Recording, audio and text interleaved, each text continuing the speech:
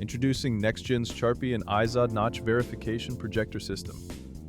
This precision device is designed to visually inspect UNV notches in Charpy and Izod specimens.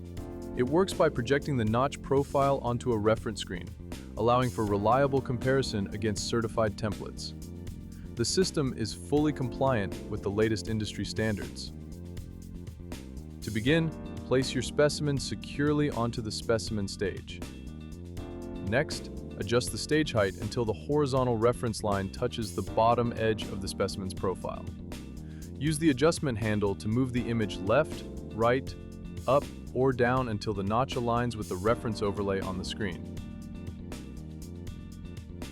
Now, visually confirm that the notch falls within the designated angle range of 43 to 47 Ds.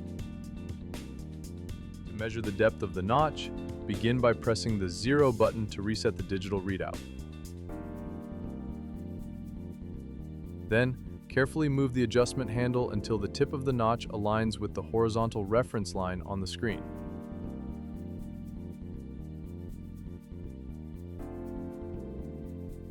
Read the depth value displayed on the screen. In this example, it reads 2.005 millimeters.